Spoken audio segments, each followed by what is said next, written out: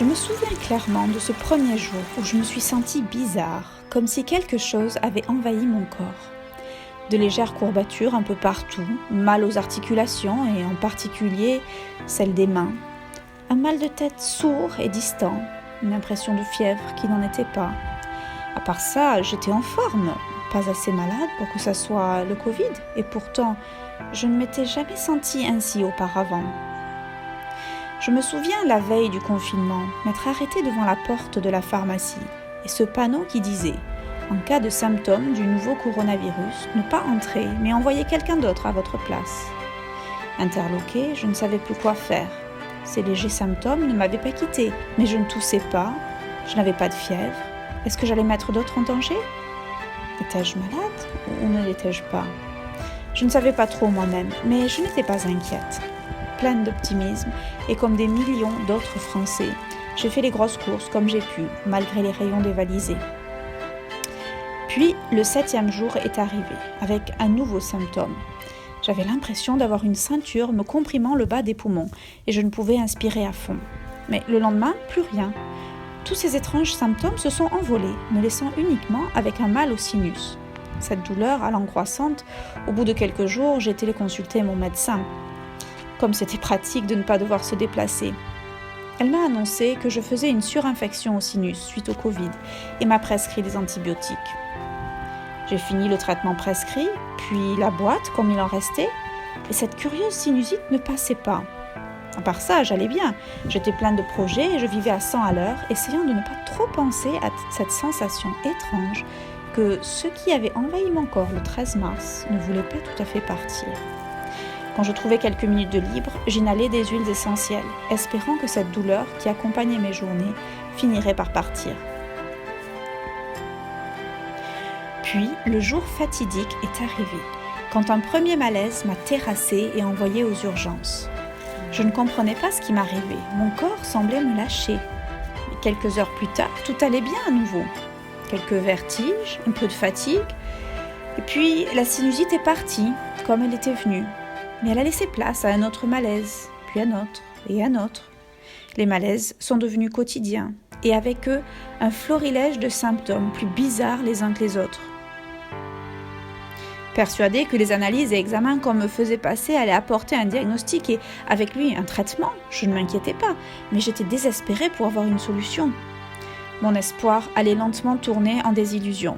Mes analyses étaient normales, les médecins ne comprenaient pas, n'expliquaient rien et n'avaient rien à me proposer. La fatigue s'est alors installée, elle est devenue inhumaine. Moi qui ai mis au monde 8 enfants, je n'ai jamais été fatiguée à ce point. J'étais incapable de conduire, de prendre une douche seule, de monter les escaliers pour souhaiter bonne nuit à mes petits, et cela me fendait le cœur. Même le fait de mâcher ma nourriture m'épuisait. Un jour où je me sentais mieux, j'ai essayé de faire une petite promenade dans mon quartier. Mais chaque pas provoquait une douleur thoracique incompréhensible, comme si je poussais de toutes mes forces contre un mur de briques. Cette brève sortie m'a valu plusieurs jours au lit.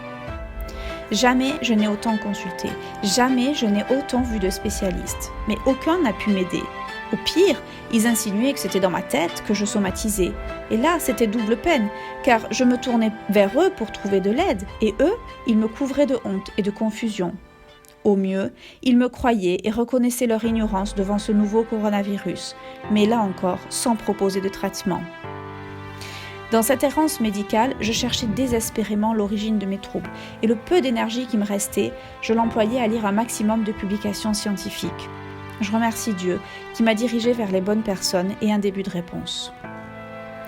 Ce que je sais maintenant, c'est que ces symptômes étaient provoqués par un syndrome d'activation mastocytaire, déclenché ou aggravé par le Covid. Parmi les facteurs contribuant à la dégranulation mastocytaire, que j'explique davantage dans une autre vidéo, sont les toxines environnementales, en particulier provenant de moisissures.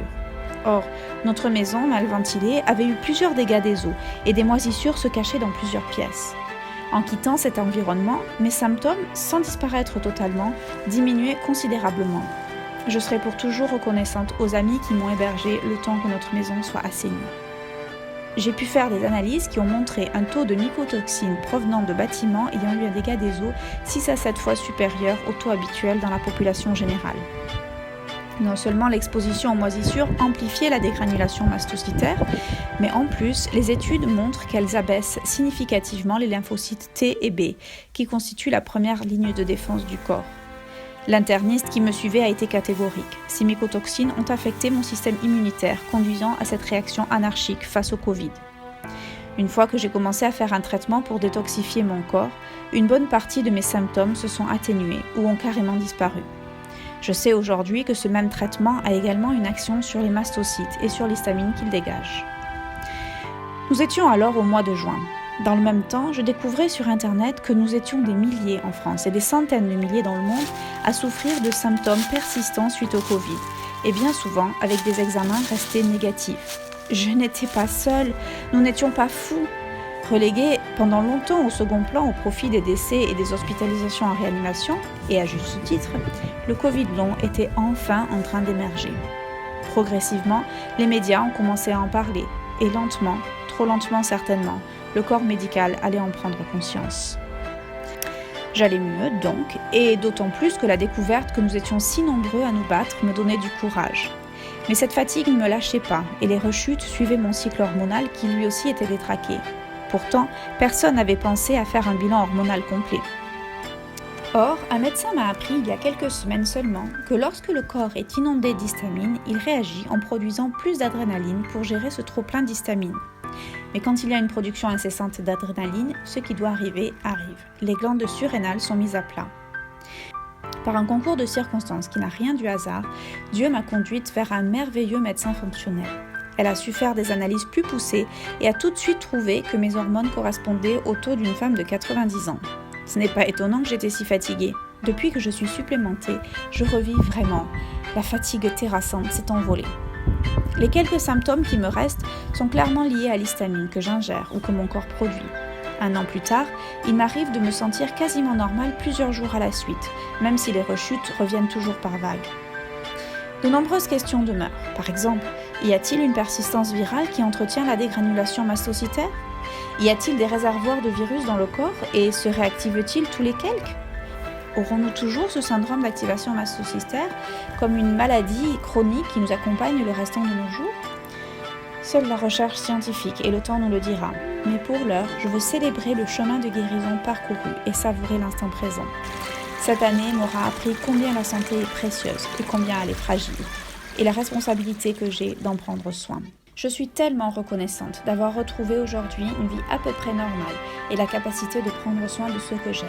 Ça n'a pas de prix et je veux le considérer non comme un acquis, mais comme une grâce.